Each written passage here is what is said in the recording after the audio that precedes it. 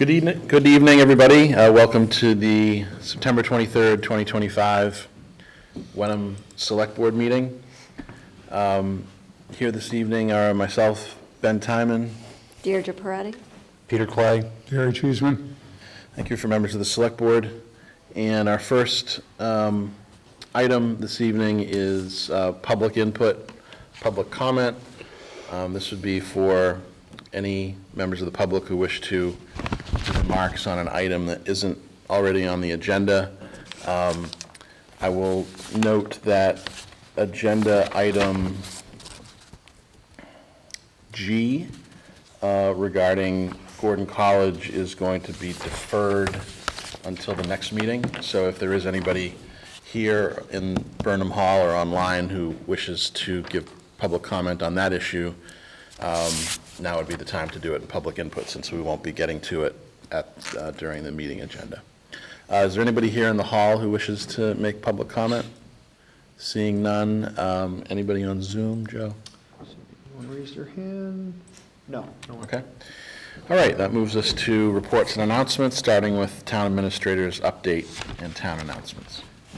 Thank you, Mr. Chair. Just a couple brief announcements tonight, as I'll be going over our recap of the last year, so I got a number of announcements there. But first, just the, I guess, bi-monthly Town Hall HVAC project update. Things are continuing to go on schedule and as planned.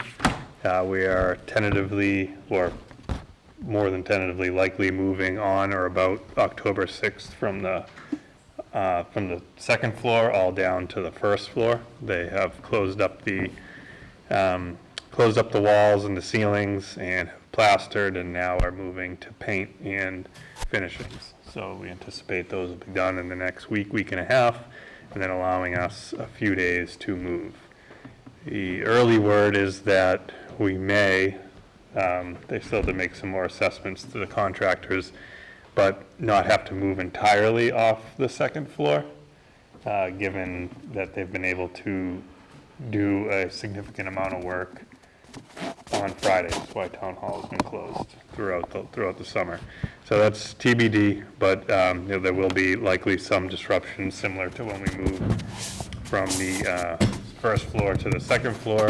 There may be a day where Town Hall will have to be closed again to the public, but will remain available via email and on the phone while we disconnect and reconnect all our technology and network connections. Have you noticed the Arbor Street lines and crosswalks and stop bars were all done on the 21st and 22nd? I think they look great.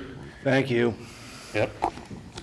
Welcome, Rich Souza. I want to give him credit for that.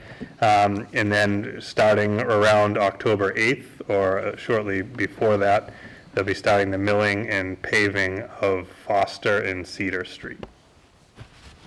And that's all I have for updates tonight. Okay, thank you. I don't have any updates this evening. Deirdre? I do not. Nothing. Okay, Gary? Nope, good. All right, that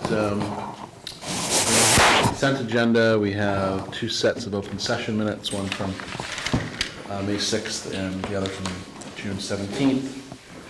And then we have two one-day liquor licenses for First Church Wenham, one for October 4th and one for November 6th. Does anyone wish to discuss any of these items individually as opposed to voting on them as one consent agenda? Seeing, oh. No, I'm Okay. going to move it. Good, so if you could move it as a consent agenda, Deirdre, that'd be great. Move to approve items A through C in the consent agenda as printed in this evening's agenda. Second. All right, all those in favor, Deirdre? Yes? Peter? Yes. Gary? Yes. And Ben is yes, it's unanimous. That moves us to new business, moving right along, which is the Bartholomew Investments recap. Is that something that we're ready for now, or should we move on to? It's in the, What's the name, Steve? Or John? John? Linda is on, I think, I'm not sure. Yes, Linda's here. I'll move her over. Can I just ask a question? Yeah. I mean, I went through the entire deck. Okay. Are we going to go through the entire deck? I don't actually know. I'm waiting to hear. My anticipation would be no. I mean, the deck's like 120-something pages. Right. We could certainly counsel them to if you'd like a quick high-level overview of the economy, or if you want to skip that. Or what if they changed? What's that? What have they changed? In terms of their investments? Or? Yeah. Well, we switched to prudent investor in April, so that's a pretty significant change to the policy and how they're investing our funds. So I think that's worth talking about that. Okay. And then, if it was me, I'd probably want to hear a little bit about the general economy, but if you just want to hear about the portfolio specific, then that. I think you guys can drive what the conversation is. We want to sort of allot maybe 10 minutes for their affirmative presentation, and then however many minutes we would have for questions. Okay, Does that make sense? good stuff. Sounds great. But we'll move on to the next agenda item unless the Bartholomew representative is here. Yeah. I'm texting her. They probably didn't expect we'd get to D so fast. What's that? Oh, there's Brian, yeah. Great.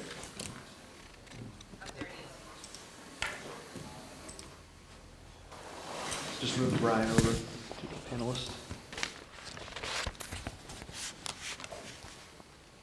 Brian, can you hear us? Can you unmute yourself?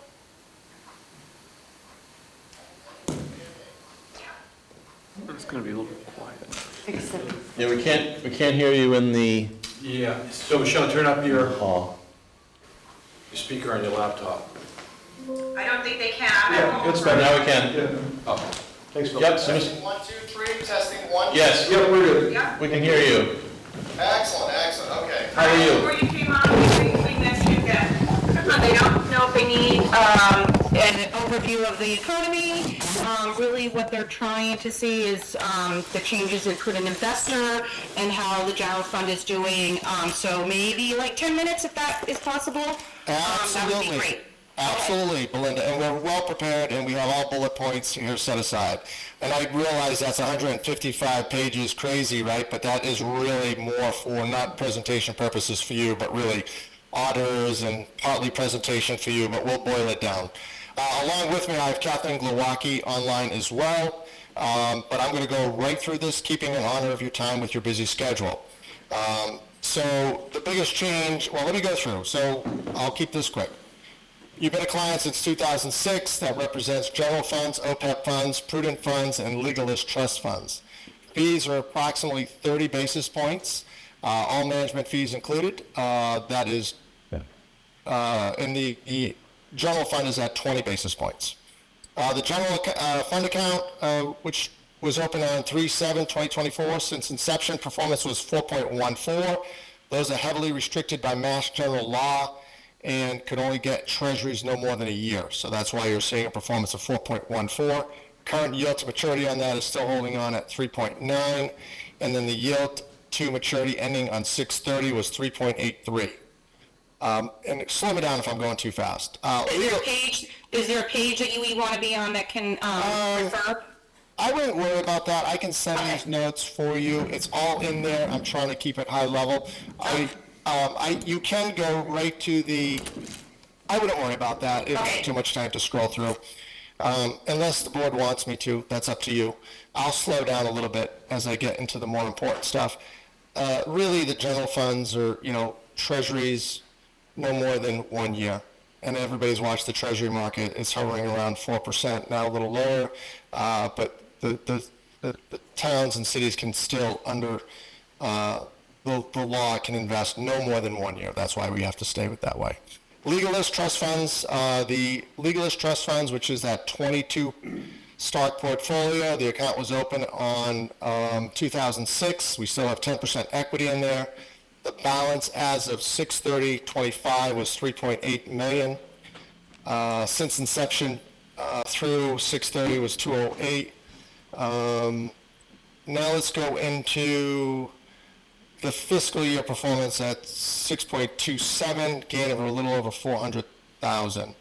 Let's switch over to prudent trust. That's the big one, right? We're finally able to get out of the legalist, stuck and bound by Mass General Law, and really kept us stuck in that legalist and not much flexibility. The town had voted to go prudent trust fund, kind of like your OPEB, can invest in Chapter 203C, open it up to more flexibility, and you don't have the heavy concentration risk that you do in just the 22 legal list stocks. This opens it up, and we're not investing in Bitcoin or penny stocks. But the prudent trust fund account, after the town took the vote, was opened on 4/21/2025 this year.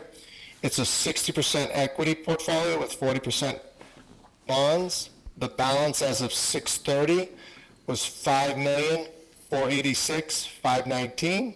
So that, since inception performance through last night's close, is about 14.89%. The fiscal year performance, 2 months into the fiscal year, so that's July 1st through 8/31, is at 10.13. That's wrong.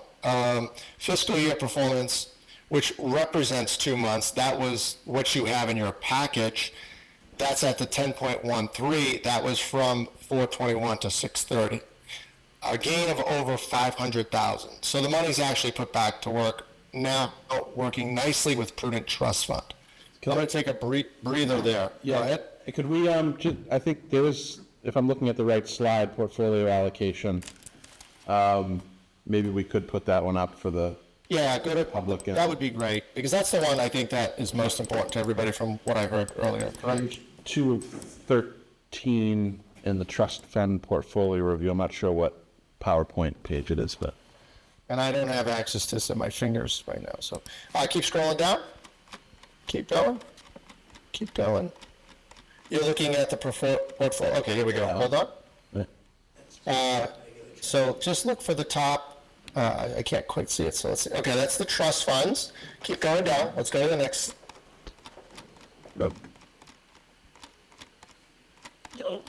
Keep going. Okay, keep going after the disclosures. After that, keep going. That's the, oh my goodness, yeah, IPS. Keep going. Oh, here we go. Okay, here we go. Prudent trust funds, perfect. Okay, now, what was the question, so I can guide you in the right direction? Just the slide that had those key numbers on it with the. Okay, so sure. Okay, do me a favor, scroll, I think, third page in. Right there, stop. Okay, if you want to fall asleep through anything else, but pay attention to this. So let's slow down here. So on the left side of this portfolio, can everybody see that okay? Uh-huh. You have let me see if I can make my screen bigger. Okay. Okay, great. Thank you for doing that, whoever's doing that. So on 4/21, the balance of $70,327 was transferred into this prudent account called contributions. Everybody can see that? Yeah. Yep. Hold on, okay, I can't see that screen. Okay, now I can see better. Withdrawals are withdrawals out of the account. There are trust funds that have activity. So that's just activity that the treasurer has squared up the books. The interest, this is really designed for growth. You're not going to really see a lot of interest in here, and that's okay. Dividend and cap gains are about $24,317.79. Ending balance through 6/30 is that $5,486,519.82, which after fees is the $509,000 estimating. I gave you an additional number through last night's close, which brings this portfolio up time-weighted return, which you see there on the left, and it's going to be the same on the right, obviously, because it's the same. It just opened. But 10.13 through last night's close, it is up to 14.89. The brown line down below on the bottom half of the screen is the amount of money you put in or taken out, and the blue line represents market value.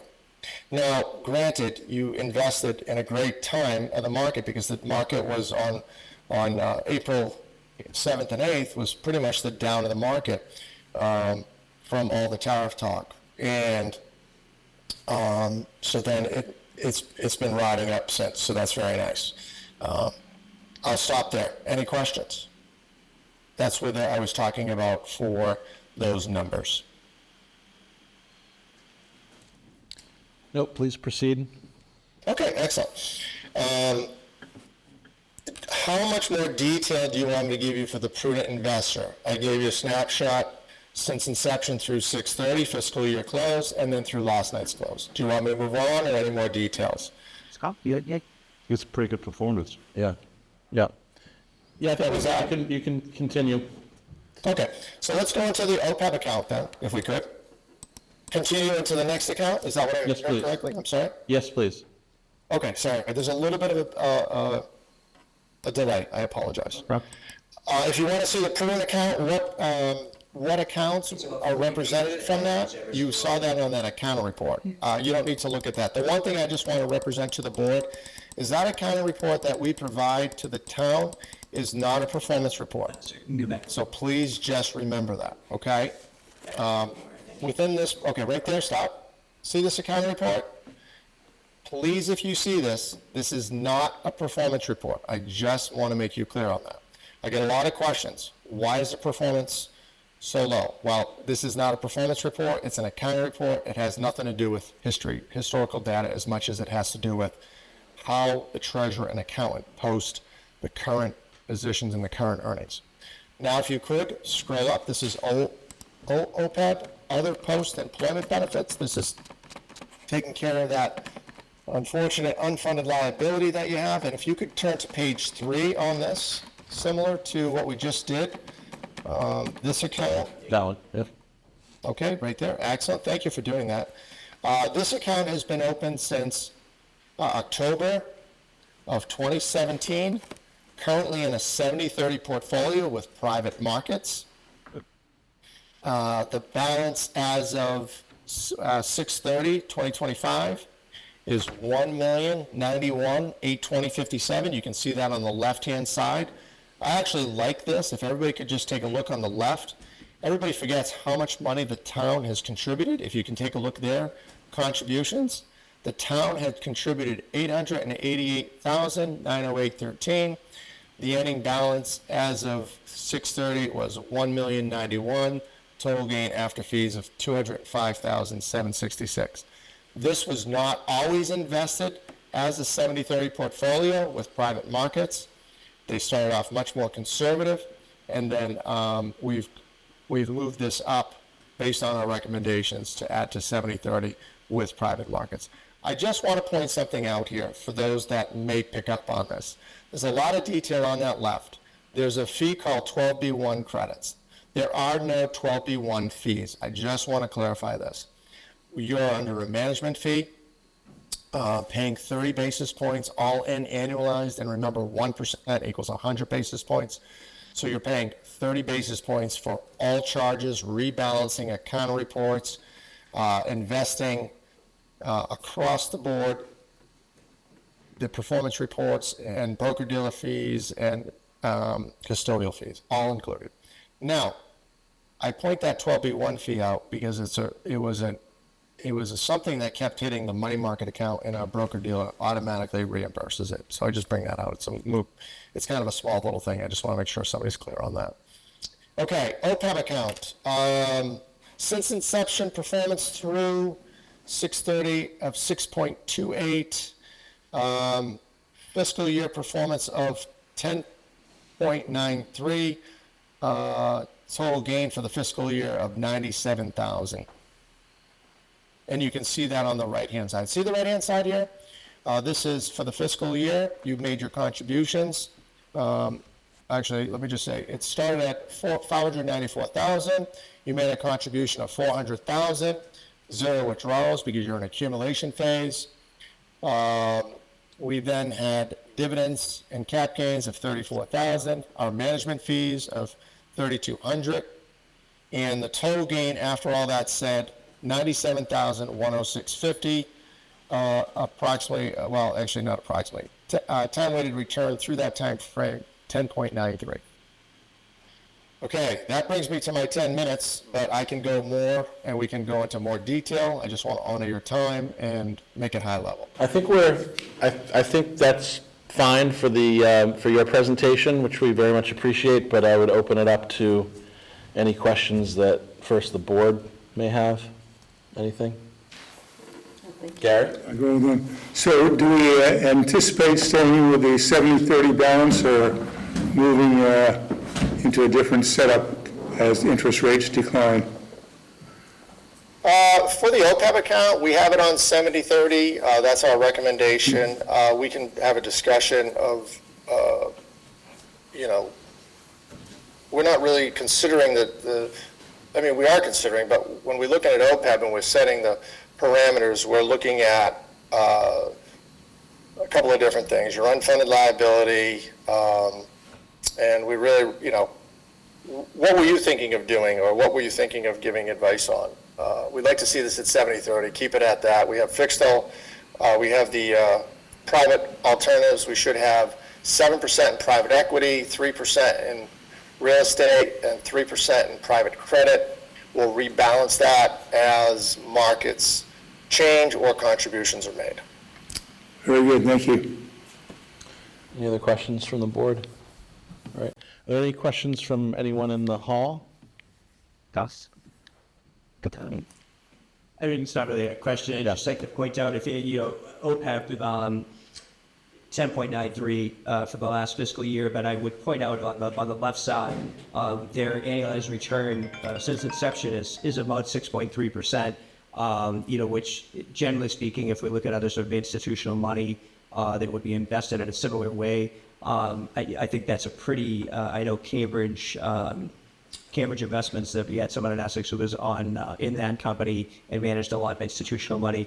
He was always impressed that Bartholomew could track their performance pretty closely, and I think in a lot of cases.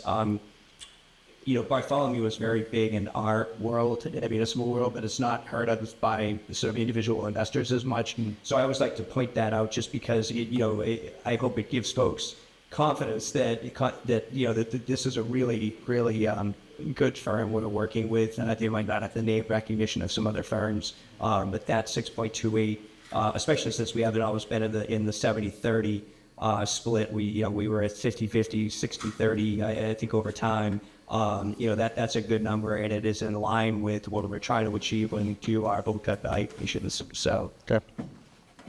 Great. Thank you, Jeff. Is there anybody online who wishes to ask a question or make a comment?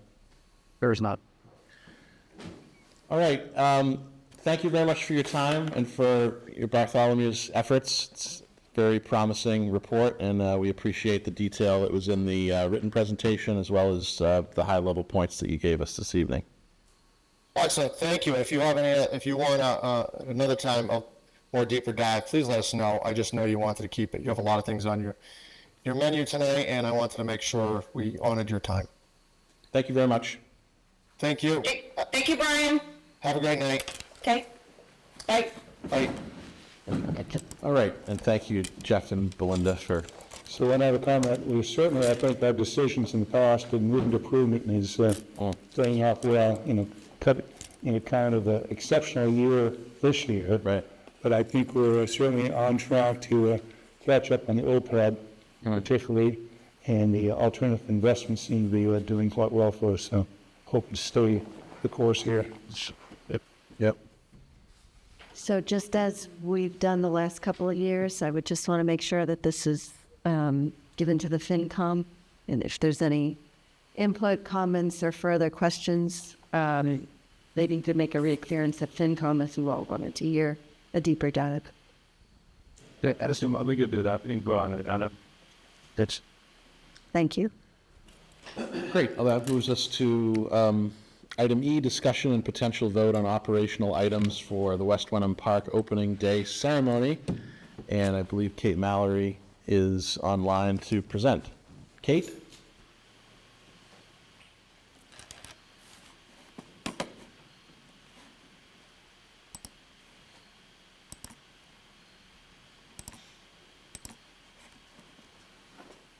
So, okay.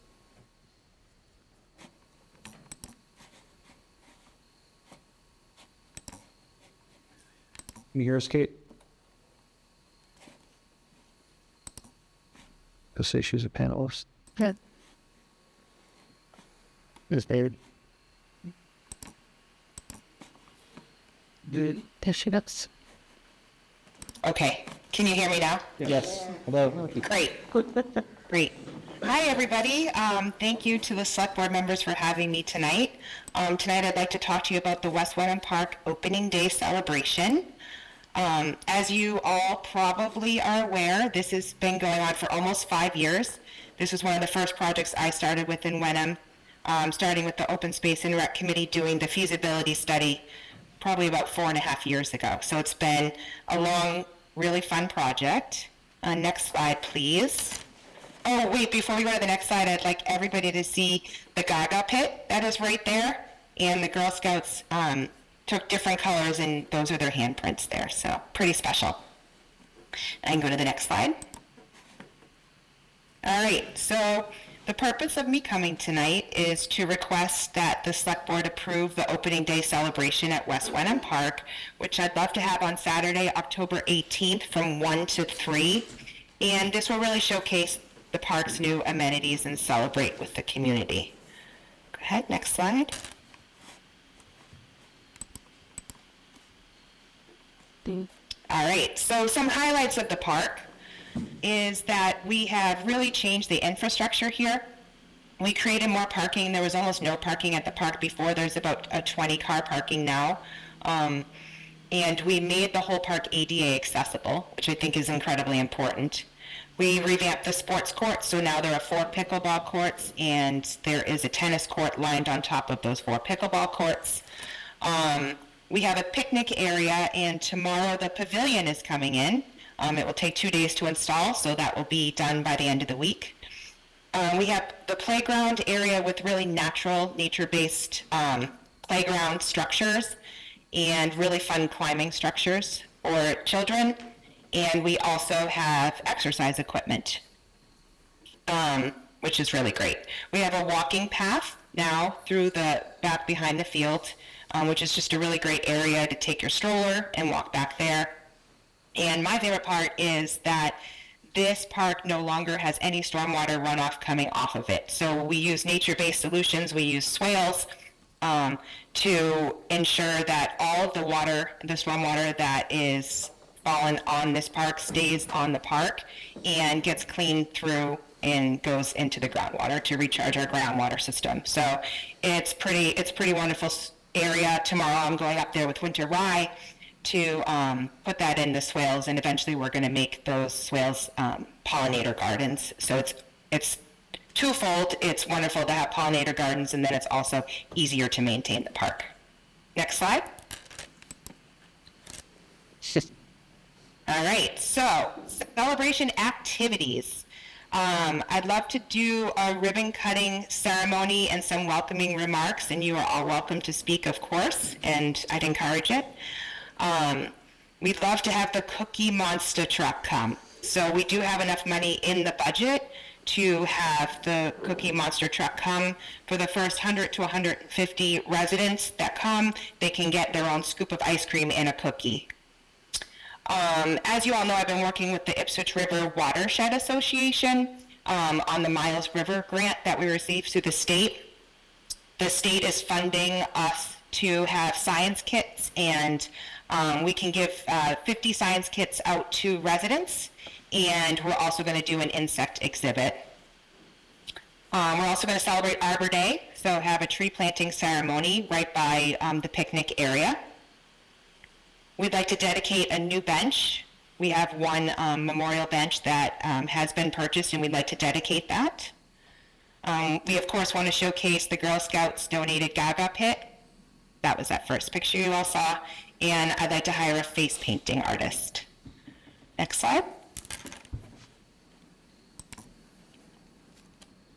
All right, so this park and this celebration, there are community benefits towards it. It really strengthens community engagement, gets the whole community together to celebrate something really wonderful for Wenham. It highlights our partnerships through the state, the Miles River Watershed Action Plan. We're going to be talking about all these things, working with Ipswich River Watershed Association. So it kind of really shows how we're really working towards sustainability in town. It encourages recreation and wellness, and also promotes Wenham as a welcoming and inclusive community. Next slide. So what I'm requesting from you tonight is just approval to have this celebration, invite the vendors we need to invite, and to have all these great activities that I just mentioned. Next slide. So basically, if you vote yes tonight, I will move forward and secure all the vendors and the partner confirmations. I will coordinate all the logistics with Public Works and Public Safety. I've already been in touch with both those departments on what we need to do. I will start publicizing this event to make sure it gets on all of our websites, socials, the HW News, and prepare the final schedule of activities. Next slide. And that's it. Thank you for your consideration, and I'm really looking forward to celebrating this park. Hey, Kate, I have a question for you. Were you gonna? Sure. Go ahead. Who do you envision doing the ribbon cutting? I think it's really up to you. I don't know if we would like Ben as the chair, maybe to actually cut the ribbon. That was my thought, but I think it's up to you. I think, Not me, I know that. I was gonna say, I think you should have a pair of scissors too. Yeah. You should I probably got one make big sure- pair of ask scissors. Yes, a giant pair of scissors, sorry, what is Make sure, it's his recognition from the old Yes. Bags Rec Committee. Yeah, we can have multiple pairs of scissors or multiple hands on one very large set of scissors. Yes. And definitely Ernest Ashley has been invaluable in this process. And did you say that the, on the Cookie Monster truck that you're hoping to have scheduled, that the first 150 Wenham residents get their cookie and ice cream for free? That's paid for by the town? Yes, if you approve. So I have to give them a count, and I've been having a little trouble figuring out how many people will come. So we have to guarantee our count. So I was thinking about 100 maybe. Does anybody have any idea of what your thoughts would be on that? hard to predict. Yeah, hard to Yep. predict. I think 100 sounds pretty good. Yeah. And then, it's always depending on the weather. Right. Yes. Yeah, and even if there were only 75, there's at least 25 kids who would be happy to have a second Yes. monster. Well, mine are coming if you guys approve this, so they would probably have 3 each if they could. Yeah, right. Kate, thank you for a great presentation, and this is, I think, an amazing piece of work getting this park done. It's a tremendous effort that you all have put forward, and especially you driving this forward.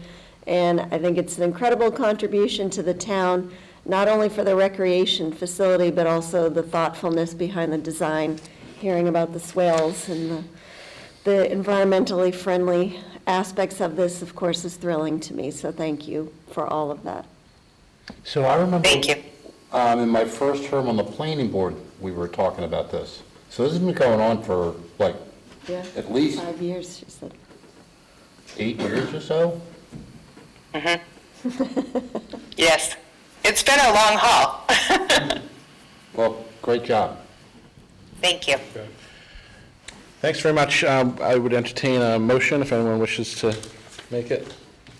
I move to approve operational items for the West Wenham Park Opening Day ceremony. Gary seconds. Great, we have a motion and a second. We'll take a roll call vote. Deirdre? Yes. Peter? Yes. Gary? Yes. And Ben is yes. Thank you, Kate. Thank you all. Can't wait. All right, that brings us to item F. The board will revisit the Hamilton Wenham Regional School District agreement and discuss whether there are additional items to explore following the results of the recent district-wide election over the Cutler School renovation, and to discuss general messaging to help guide the agreement negotiation working group who will be continuing negotiation of the terms. So I've forwarded our agenda to Eric, Okay. and he came back and said to me, The school committee is going to take this up at their next meeting, and he's not sure what direction they're going, so I think we really need to find out where the school committee's going. Yeah, just a quick introduction on this. So I'll quickly recap. So for the past year, about a year, there's been a group of folks who, from the Wenham side, it has been myself, Finn Sprague from FinCom, Gary Cheeseman, Select Board, Joe Pessamato, Jeff Soulard, kind of as needed with the finance.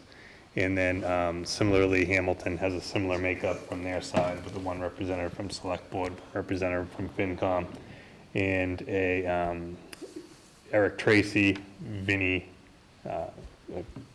his last name escapes me right now, but the finance director for the schools, and Dana Alara, the chair of the school committee. So we've been meeting, and what we've been trying to do up to this point is to put on paper the three interests, the three separate parties who, the school district themselves, and then Hamilton and Wenham, what we would like to see included in a revision of the school district agreement. So, going back probably almost a year ago, and we've revisited this a couple times since, and generally the messaging that the select board has given me and the working group to bring forward and to integrate into the contract, at least into the agreement, at least at a conceptual level, is to basically solidify the current budget process that's currently being utilized by the school district. It's something that has come about since Eric, I wasn't here when the shift took place, but under the new administration and leadership, that has, I think both towns have been appreciative of and generally like the way the budget process goes, both with the communication of the budget and the integration of the quintuple board meetings and the all chairs meetings, and then also communication from staff leadership, so Eric and Vinny and myself and Jeff and Joe Demilowitz, and we have standing meetings that we have, and we just had our kickoff last week where we will meet a number of times formally to discuss the budget process. So that has been kind of our input into the regional agreement. In addition, we've requested a formalization of a capital process, to which they have adopted a capital policy in which they will include a FinCom member from each community to participate on their capital planning committee. And ultimately, the school committee makes the final decision, but it allows the towns to have a kind of a more inside look into their capital planning process and also have some input at the table. Excuse me. We've also expressed again through the select board, but I've expressed the need or desire to smooth out the assessment shifts, which can swing wildly from year to year at times. So, Wenham has expressed at least the strong desire in prior meetings, and that may change as we move through the process, but to stick with the student enrollment as the sole kind of driver of the formula to come up with the assessment shift, which really only leads us to accomplish shaving of the peaks and valleys of the assessment shift is something, at least we're open to ideas, but the ideas we've been discussing is right now we're moving on a 3-year rolling average, which calculates the assessment shift from year to year. You look at the prior 3 years, moving to a 5-year or even greater rolling average to see if that can kind of shave the peaks and valleys off. And that point, just a side point to that, it's probably the only piece of, so far that, Hamilton and Wenham don't align on their interests. Hamilton has some different ideas that we're working through on how to come up with a formula to divide the assessment. We've also requested to integrate it similar to Deirdre's request at the last town meeting, which will be coming back again this town meeting, as it required special legislation and we didn't have the time to draft it, but to limit the school committee's participation in any other boards in town. So we're kind of trying to move in that direction as well. I think, at least from, to get it out in front of the residents for a town meeting vote. The district has, put in a number of, what I don't believe to be too material operational wording changes to kind of change their internal operations that are guided by the district agreement. We need to align the school committee election process, the actual process utilized, align with the school district agreement, either change our process to align with the agreement or change the agreement, which is the likely outcome, to reflect our process. And our process that we currently utilize, although a conflict of the district agreement, requires special legislation to do so.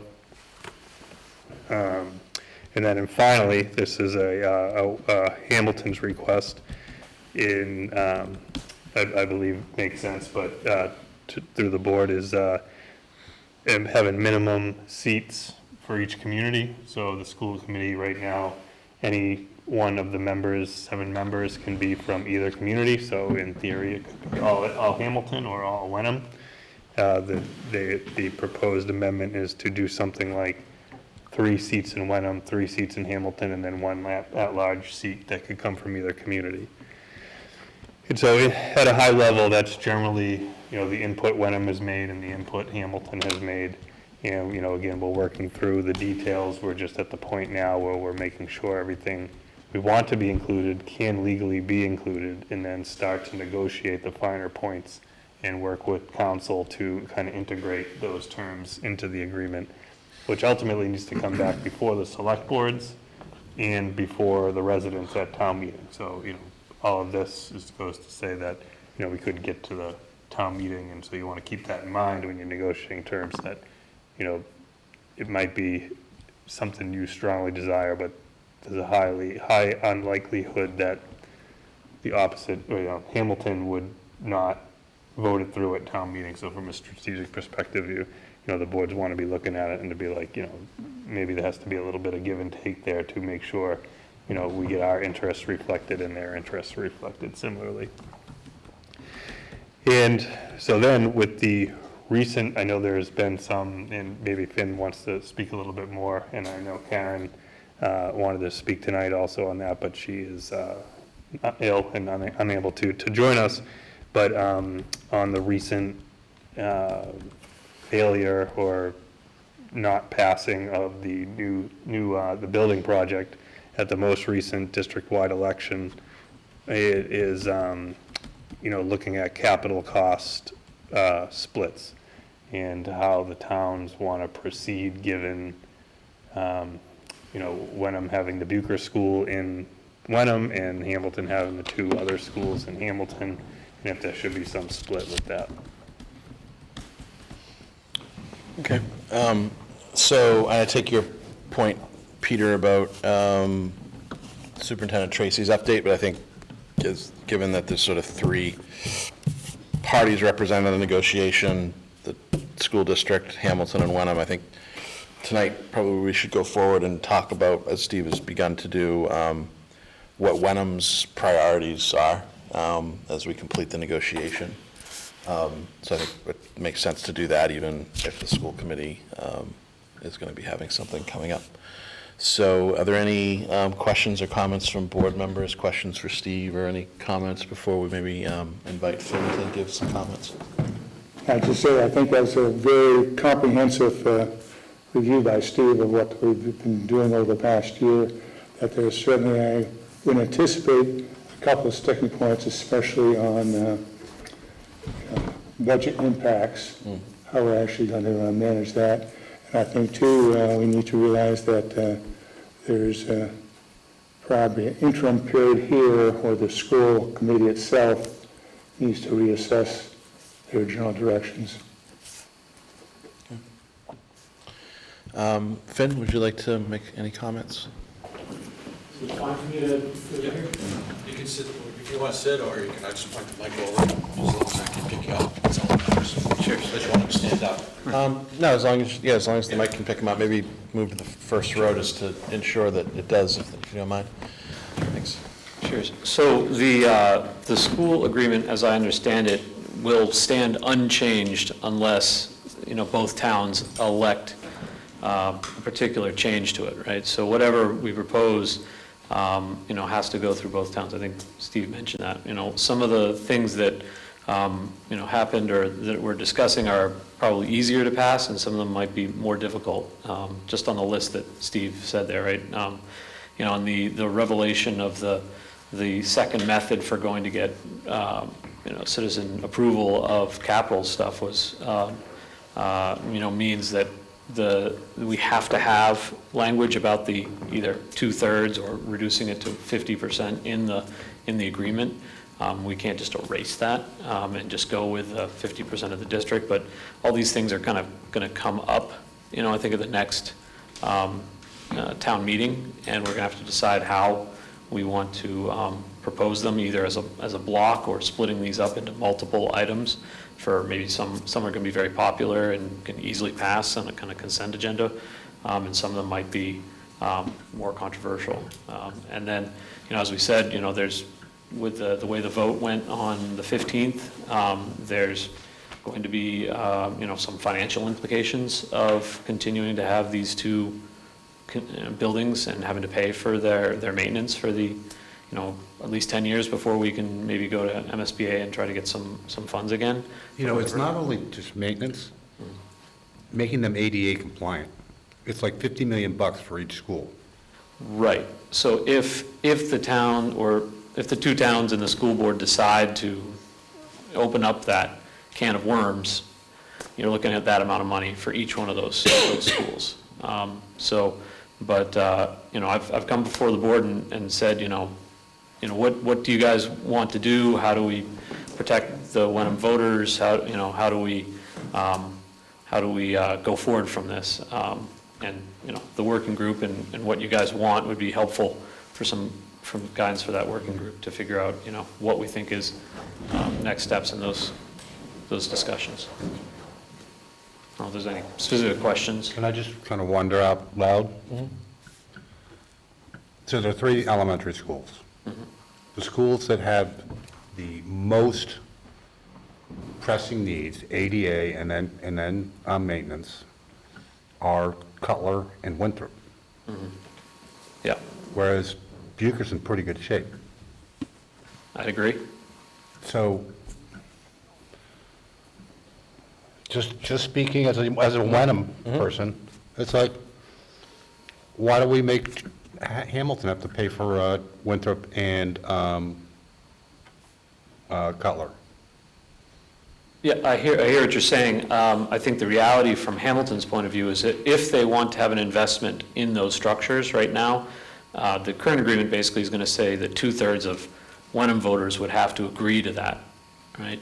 And it might be difficult to convince 2/3 of Wenham voters to invest a combined $90 million on 2 structures that Are in Hamilton and mostly support Hamilton kids. There are some Wenham kids that go there, but if the agreement is open, we could, and Hamilton was amenable to it, we could change that. Some sort of, in order for Hamilton to reasonably expect Wenham folks to pay for it, there might need to be a concession, which is hard to imagine how that might be. What that might look like. It might be acceptable to both towns because, as it goes now, it seems difficult to imagine that Wenham voters would vote for anything like what you described for the next 10 years because it would be without any material MSBA amounts like we were offered with the new school. So it might be in their best interest to figure out a way to pay for it themselves if they want to have the elementary schools. Otherwise, they just might not see anything change for 10 years. So are you saying that that in one way you see the 2/3 threshold as beneficial to Wenham taxpayers insofar as there would need to be greater persuasion made toward Wenham taxpayers and voters in order to approve a Cutler or Winthrop Sure, but renovation? there's the alternative method that we saw, which would basically just mean 50 plus 1, right? And Hamilton is larger, Right. and it'd be easier for them to get to that 50.1. Right. 50 plus 1. Right. And then I think we saw that not in the district-wide vote that just occurred last week or the week before, but in the earlier votes that were at a 2/3 threshold at the town meetings, that had the threshold been at 50% per town rather than 2/3 as in the agreement, then the Cutler School would have passed, and we'd be, getting ready to break ground on it, maybe not quite that, but you know what I'm saying, we'd be in a position where it'd be on track. So it's an interesting dilemma, because I think as the overall school district, I would rather see the 2/3 go away and have it be 50%, and I think that would have been better, hindsight being 20/20 for the Cutler process. But I also hadn't really thought of the point you were raising, which is, I think a good one as well, that it does give maybe Wenham a little bit more leverage for upcoming votes. So, yes. So just to clarify, the 2/3 town meeting votes, that is up to the school committee. So if they wanted to go with a new project tomorrow, it would only require a district-wide majority vote, because if you read the school agreement as it stands now, is the school committee has the power under the school agreement or under law to borrow money. Right. So that option was there originally and still remains there as well. But I see as a practical political matter now, that it's going to be very difficult going ahead because of split votes between the two towns. Right. That whereas we could agree, perhaps we could have on the consolidated school, now we revert to a position where each town has its own, perhaps separate interest at stake here. Mm-hmm. And so it's going to be very difficult for the school committee to come up with a new plan that will pass muster amongst the whole group. So I think that the main task right now is the school committee is going to have to come up with a new path forward, because certainly, as Peter says, two of the three schools any day now could be written off as unacceptable and closed. Mm. I mean, think Right. about that, that's frightening.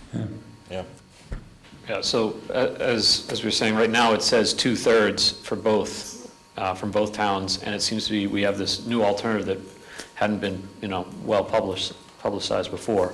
One of the things we could do is move from 2/3 down to 50% in this agreement, right? Well, what I was saying is the 50% is there now.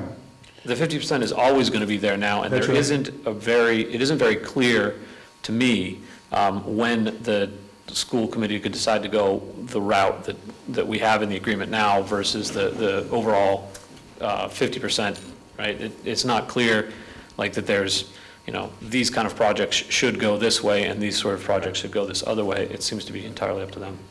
Well, I think, hindsight being 20/20, the school committee should have gone with that option at the beginning, because one of the reasons, in my opinion, that it didn't pass was just fatigue and perhaps a lack of clarity and frustration over, the fact that it was coming up for essentially a third round of voting. So I think that hurt the Cutler renovation cause, just the way the process played out. Whereas in the future, if the school committee decided it was going to go that route from the beginning, it probably would have a better chance of success. Obviously, it depends on the project, it depends on a lot of things, but that hampered that particular approach this time around, just because of the way it all unfolded over the course of the last year. Perhaps, too, the Finance Committee could take a look at the overall impacts of what a failed school vote has on the town economies, too. Certainly, real estate is affected. People are trying to either not come into town or leave town because of the school status, something that we need to concern ourselves with as well. Sounds like a larger project. I see what you're talking about is like some sort of regression that shows how, property values have I'm changed not sure we need after to an get agreement. into exact property values, but perhaps it'd be easier just to do case study, look at other towns around the Commonwealth and, see what happens to those that get the new schools and those that are stuck with the antiquities. Right. Well, being on the new elementary school committee for the last 3 years, this scenario is actually modeled. Right, we know that there's going to be a fairly substantial capital ask in next spring, right, related to HVAC. Yeah. But as, exactly what else is behind that, I don't know off the top of my head. I don't think it's insignificant. You may want to just check with Vinnie on that one. Steve, is there any sense that when the school committee next meets on this, Peter mentioned that that's going to be happening, whether or not they're going to be tackling the capital costs and maintenance issues that are part of the agreement? No, my understanding, again, of where we are in the process right now is the three parties, the district, Hamilton, and Wenham, are going back with the representatives of each community, are kind of going back to their respective boards in making sure that what I outlined tonight from Wenham's perspective reflects, at a conceptual level, what you would like to see the negotiating group, who was the same group that we're talking about here, continue to move forward. And if it's not, part of it was, given in light of the recent district-wide election and the Cutler project not passing, I think what it really boils down to is, does the Wenham Select Board support or want the working group to add to this list that I presented something that adjusts or further separates the capital costs for Winthrop and Cutler and Bucher, in further, is it separate to a, it remains to be a regional district, but the costs associated with like the school in Wenham, at least the way I've heard it being presented, would be assessed to Wenham, and the costs associated with the schools in Hamilton be assessed to Hamilton, or some mixture of the two. Like, I guess basically just looking at a way to maybe, given Hamilton's desire to, maintain the small schools, at least reflective in the vote, maintain the two schools, and our desire to consolidate the schools, like, does it make more sense? And, Finn's concern that, it likely would be difficult to get, if the Wenham voter is voting for a capital improvement project in Hamilton, is it going to be difficult to get that vote, given the way the agreement's written now, and both communities need to sign on either 2/3, and there's been some discussion about going that 2/3 threshold to be reduced to simple majority at town meeting. But again, that doesn't affect the district-wide election. I think from that standpoint, it's just a strategy on the school district on a case-by-case basis, at least the way it's written now, as to what pathway they want to take, either with the district-wide election or going the more traditional route, the town meeting. It's really all I have to say, but does the select board want to add anything? One being what I just said, or something around what Finn was talking about, or not? I mean, I would be very interested in your thoughts, Gary, having been the representative on the committee. I mean, my feeling is that, yes, we should add it to the list, A, because if we don't do it now, we won't be able to do it for another decade or so until another negotiation, and B, we're at an inflection point given the failure of the consolidated school project, and it's the right time to assess that situation and try to determine what changes, if any, should be made to help the whole district move forward on a project like that I think many people believed was beneficial to the district. So anyway, that's my feeling. Or we can take that back to the working group, because I think the question is both political and financial, in that going forward here, it's going to be hard to get an agreement amongst the three parties as to the future school construction, whatever that's going to be. So as you say, I think that has to be brought up and discussed and some determination made as to where the costs are going to fall in the future. So if that's what the board wants, we can take that to the working group. Yeah, I think we should. You agree? Deirdre? I think at a minimum, it needs to be discussed and thought through. I think, as many have predicted, including Finn, prior to the vote on the school, we're in a difficult situation now to figure out how to move forward.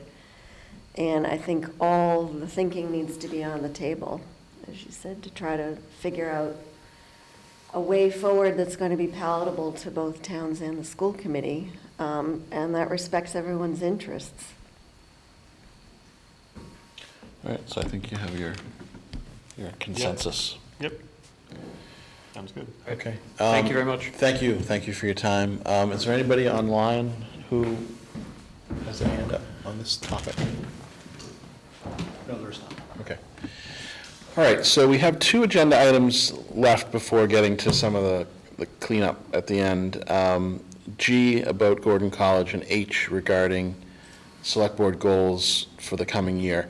I think that, given that select board member Anger is absent this evening, and she, I know, has some ideas that she would like to, discuss with the board relating to the Gordon College Working Group, on which she is going to be a member. And on H, given that it's goals and objectives for the whole board for the next year, I'd recommend that we defer discussion on both of those agenda items unless any board member objects. Jeez, I really prepared for this. You were ready for the spreadsheet? Yeah, I think, I don't know, I guess I would do a preliminary discussion on the goals and objectives, but I don't feel strongly. Or perhaps Steve can just give us his assessment of status as of today. What did we get done on last year's goals? That makes sense. Yeah, why don't we do that? We'll get a recap. The discussion on to next week. Yeah, and then at the next meeting, we can discuss, Recap the last year. So I think overall, we had a good fiscal '25. So just to remind you, the fiscal years run from July 1 to the following June 30th. So when we're looking at our goals and objectives, that's the time frame we're using. So we're looking back to the last fiscal year. Currently, we're in fiscal year 2026. So this is a recap on fiscal 2025. Before I jump into it, I just want to preface it that a lot of resources were definitely dedicated to 3A, and the school building project this year was a pretty crazy year, especially with the multiple town meetings and then district-wide election and, multiple preparations and analyses that had to get done both for 3A and the schools project. So certainly some good teamwork that took place there. So for 2025, we came up with in the prior year, in 2024, the master plan was completed. Wenham's master plan was updated, and moving into 25, we set an objective to start to implement the master plan.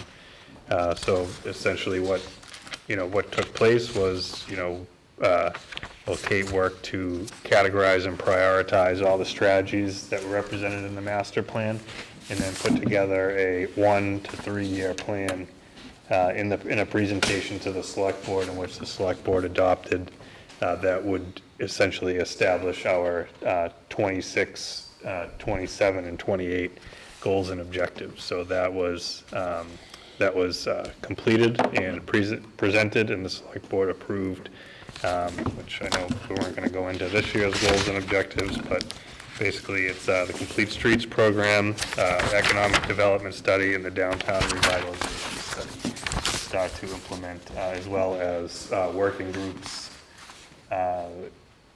bringing multiple committees together where interests in the master plan lie kind of within their purview. So Town of Wenham, the branding, so we created a logo and tagline for the Town of Wenham and integrated it into the website and our business cards and different documents. I mentioned MBTA zoning, support of the planning board and the town meeting and special town meeting process to bring the town residents a zoning bylaw that would, in our, at least in our opinion, would be compliant with the MBTA 3A law. The website development, we designed and implemented a entirely new website from the ground up.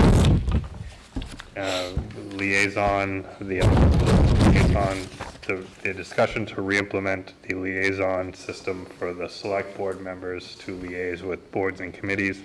That was brought to the board, and the board ultimately voted not to re-implement the program for open meeting law concerns, and also to not place any undue influence on board members, But aren't we, in fact, doing that? only where required by bylaw or state law. So I'm on the, Affordable housing trust, because that's, that's the only one. Statutory. Yeah, That's statutory, yes. yeah. oh, wow. And I'm such then, a lucky guy. Yes, Wishes pursuant to its bylaws, I think, are to the town bylaw. The town hall newsletter, we implemented the Wenham Wire, which comes out monthly, although there has been a month missed here and there.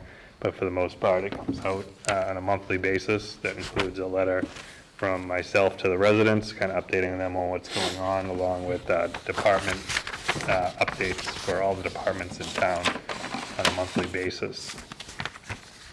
Was that on the website? Yep. Okay. Yep.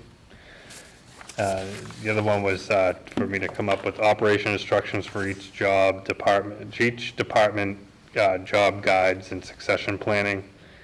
So we knew going into this would be a multi-year process, but what we did this year was all the department heads submitted succession planning, essentially memos to myself where we outlined the core functions in each department that were required to, essentially continue with their core responsibilities. And also we identified positions within that department that would serve as a backup for each of those roles. So if somebody is on vacation or sick or leaves to go to another job, we have some backup and redundancy. It's something that we haven't had before, so we're working. We're kind of at that point now. We're working on cross training, and the next year's goal will be starting to draft kind of operational manuals for each job role, at least at a level where somebody can kind of pick it up and with some training, but be able to use it as a resource to help them with the job in the event of turnover. The other goal that this goal was a goal to me that it was not completed. It was to encourage committees and implement a model similar to the Veterans Committee operational instructions. So that is something that I never got to this year and has been moved forward to the FY26 goals. The financial software, so this is something that's ongoing, and we're always continuing to assess our options, as ultimately our accounting software will have to be replaced. It's at the end of its life. It's no longer supported by the vendor. We do get minimal support on it, in that it kind of keeps it alive, right, Jeff, to the extent that we can continue using it. But we do believe that at some point in the future, and that's why we're continuing to assess our options to be ready to move when we need to, they will abandon the product altogether. Yeah. We haven't already done that? What's that? We haven't already done it? No, so we bought the budgeting software, which is more of a resident-facing presentation package. We use a software called SoftWrite, which handles our tax billing and then our accounting. And it does what it needs to do. But it's really, it's as Steve said, they offer minimal support and maintenance. There are no improvements made to it. It's really the cutting edge of 2006 database technology. They're not improving that part of it, so reporting is not great. The challenge for us is that the other packages that are available are either cheaper packages that Wenham has actually used in the past and moved on from, or really, really expensive packages with $100,000 to $200,000 conversion fees, and then the cost of the software would jump from, say, $20,000 a year to, $50,000 to $60,000 a year. And honestly, folks who use the more expensive software, it has many of the same issues. It's certainly better, but it's not perfect. And so for a lot of us, we feel it's not worth the investment of the resources and also the time it takes to do the conversion and all that at this point in time. But we do live with the threat. I mean, I ask them, they check in with us, every 3 or 4 months trying to sell us their newer package. And the first question is always, how much longer are you going to support this? And they continue to say, we have no plans to stop. But I suspect what I've seen in other instances is that Jim is there and he's been there since the beginning and he supports the product, but when Jim retires and nobody else knows it, then they're going to say, okay, we can't support this anymore.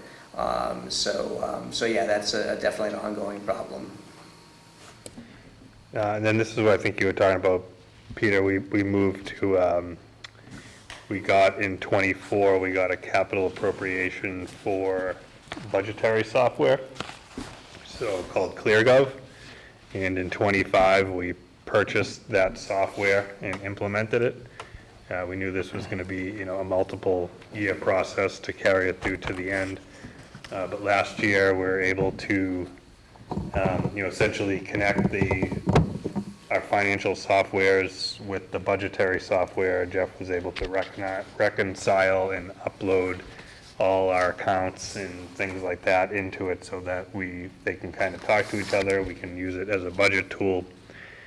We produced and published the transparency module, which is on our website, so folks can go ahead and see, they can pick their tax bill and it kind of breaks it down. You can go as granular as you want into staffing, into salary numbers and things like that. But, like I pay $10,000 a year in taxes.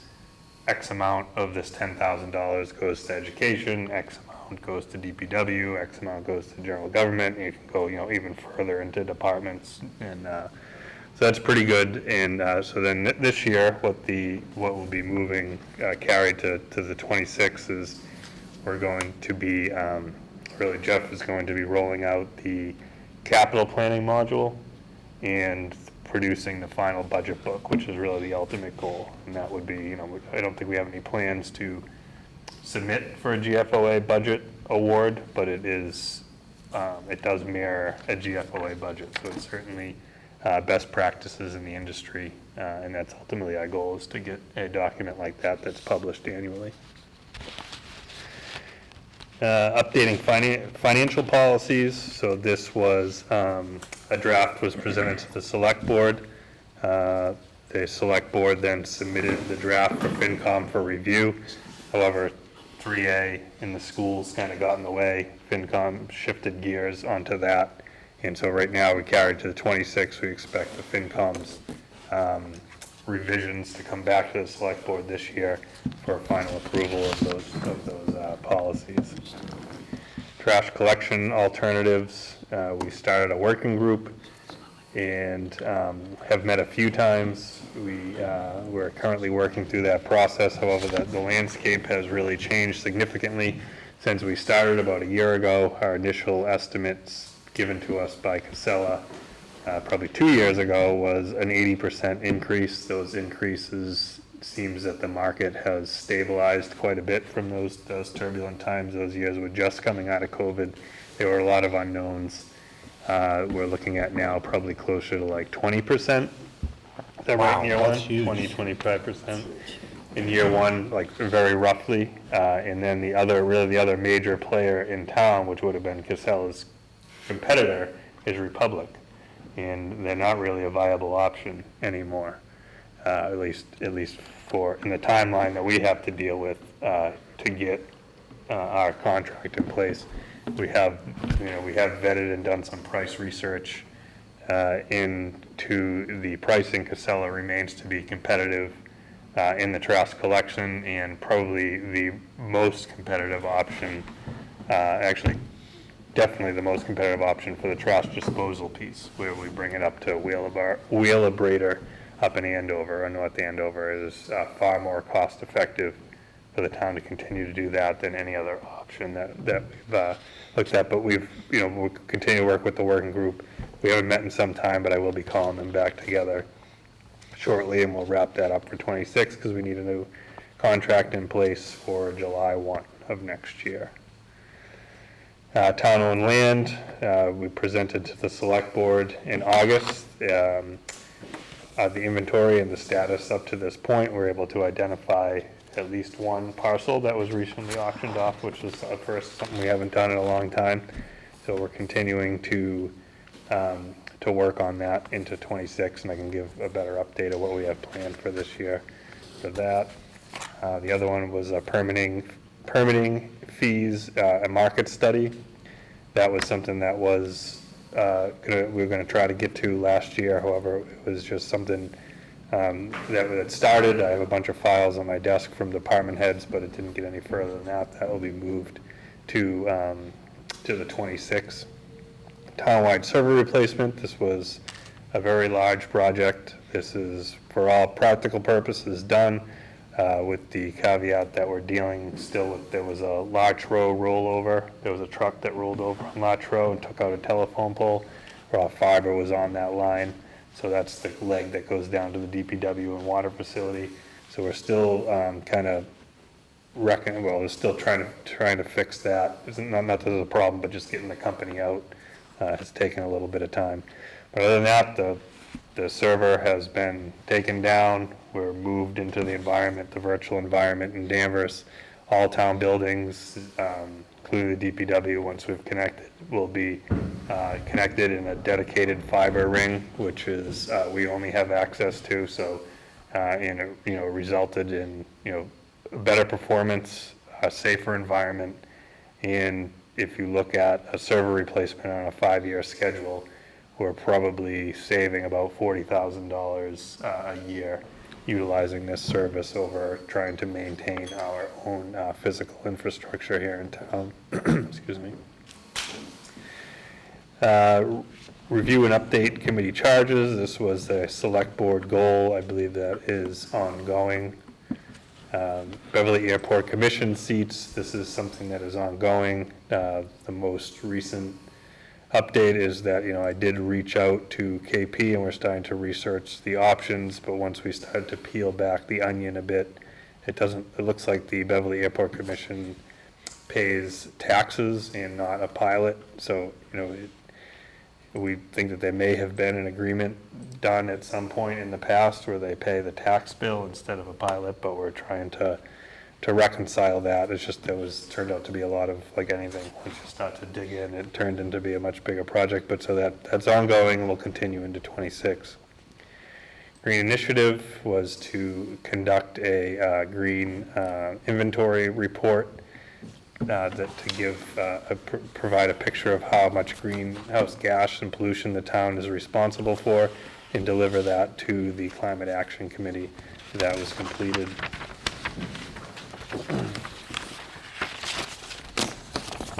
Review of the regional school district. We spent some time talking about that today. That started last year, will continue into 26, and probably, I know right now everyone's hopeful to get it to align with the town meeting in April, but I think in reality is we'll probably be talking about that in 27 as well.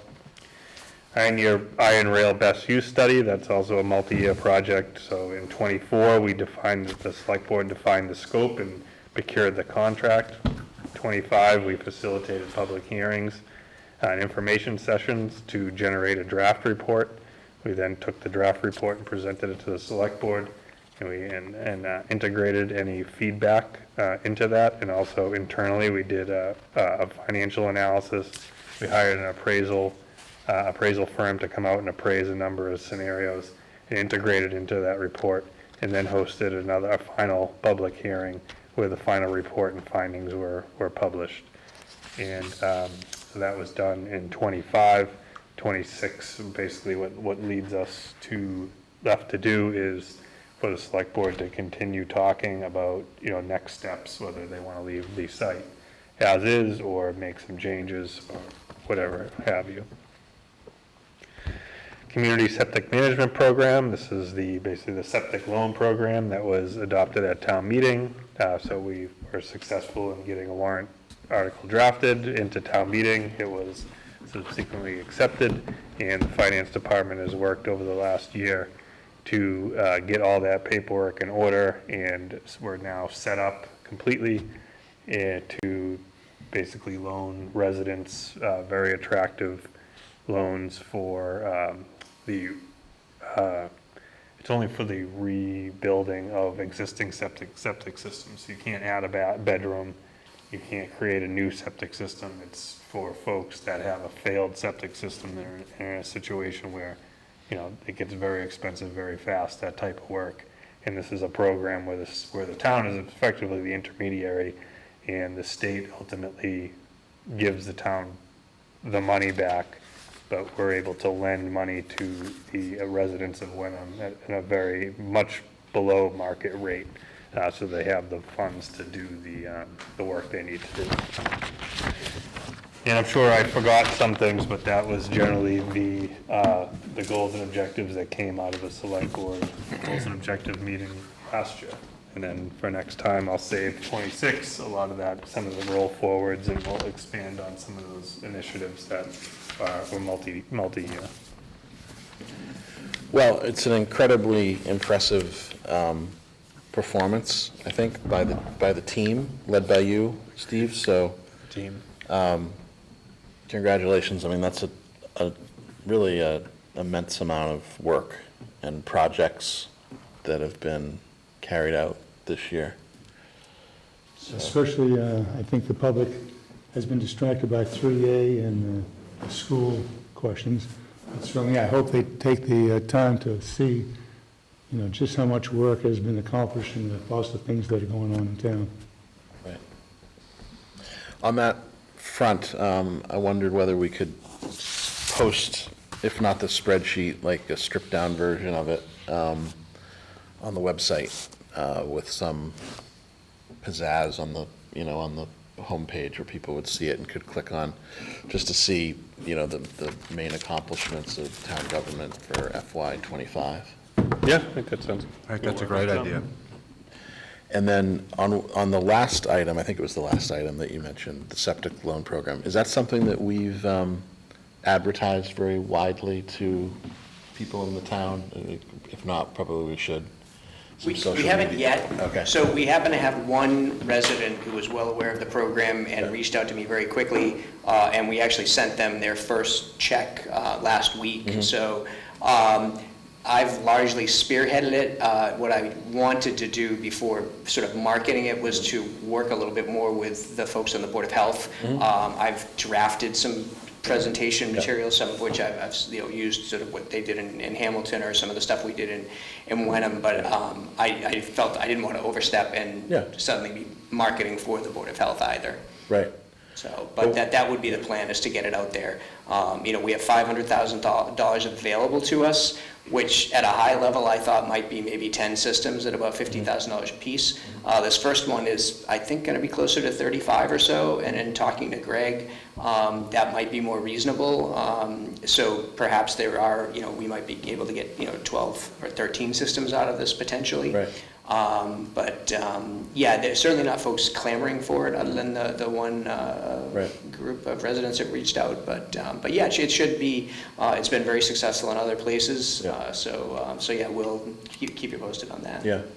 Yeah, once you're ready to do it, I mean, I think I can think of, I can't think of particular examples of individual residents, but conceptually that there must be families out there, especially perhaps like senior citizens who, are going to be selling their homes, who, maybe have a failed or close to failed septic system and they, you know, can't sell their house until they get it rectified. They really could be helped by it. So like whether it's council on aging, advertisement or social media, just, you know, to put it out there would be, I think, a real benefit. Yeah, the only thing I would add is specifically to that sales scenario, and then certainly it could be very helpful for people in that situation, but it is a bit complicated because what it is we end up putting a betterment lien on the property. Right. So as you're heading into a sale, that may complicate things Right, a the little new bit. owner would be stuck with that, yeah. And, you know, what we were starting to see in Essex anyway is the mortgage companies are making everybody pay these betterments off, either at a refi or at a sale.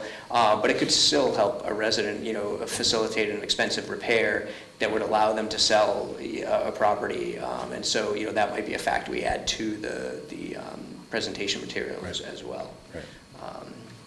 You know, and as Steve said, it is just repairs, and it has to be a failed system. Right. Are there any other comments or questions for Steve regarding the FY25 accomplishments? Jeff? Could I just add one accomplishment that it's not specifically listed, but I think it's a pretty well-known issue that we were trying to tackle, and that's tax title. There was about $1 million worth of tax title outstanding, I think maybe even a little bit more when Belinda Young got here as treasurer collector.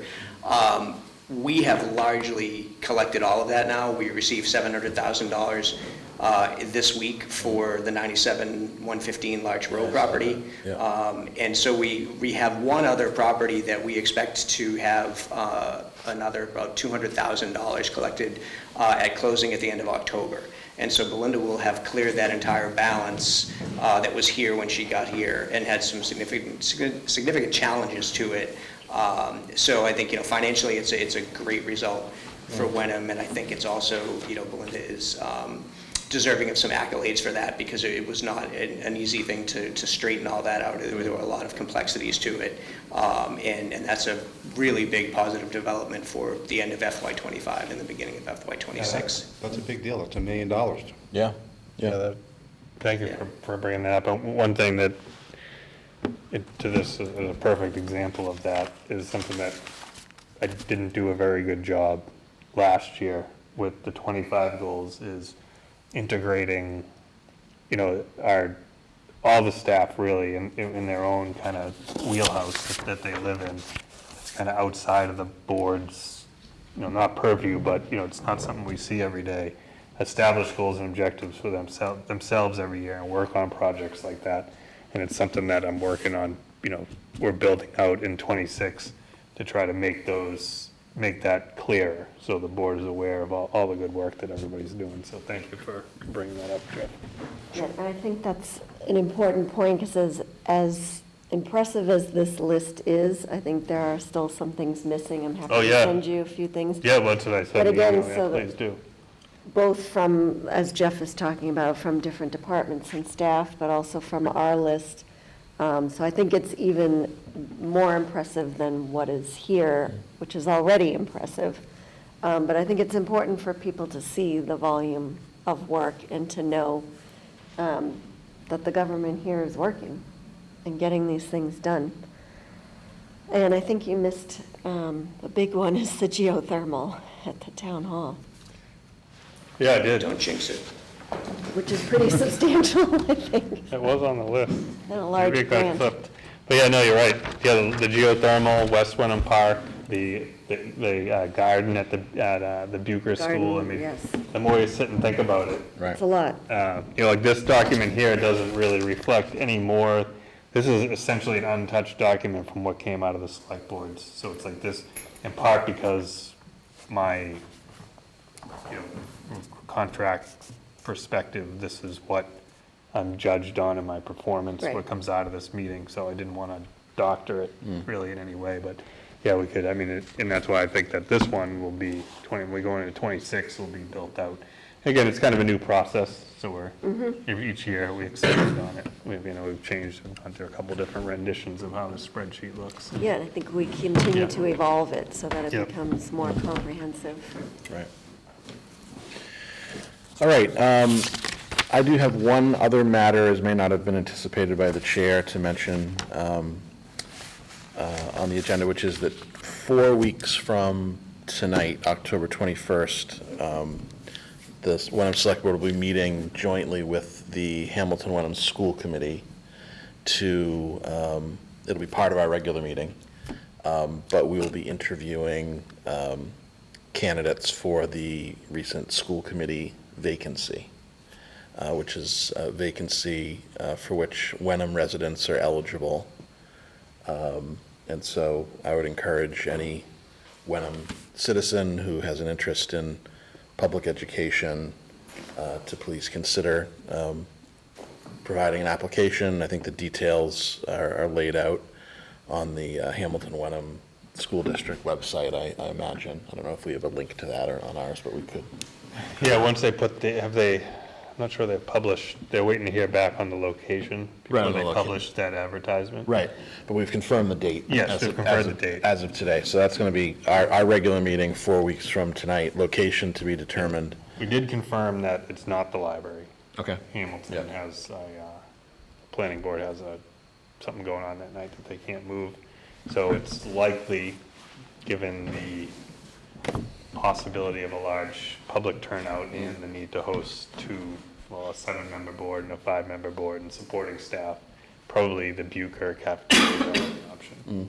Okay, yeah. Assuming that they're available, Michelle sent an email this morning, but we haven't heard back, but Right. usually they're pretty flexible. Great. But yes, again, for members of the public listening to this, please consider throwing your hat in the ring for that position. It'd be great to have a broad, diverse set of applicants for that vacancy. All right, I don't think there are any other agenda items, so I would entertain a motion to adjourn. Time is it? Oh, move to adjourn at 8:02 PM. Gary seconds. All right, roll call. Peter? Yes. Deirdre? Yes. Gary? Yes. And Ben is yes. Thank you very much. Thank you. Thank you, Jeff.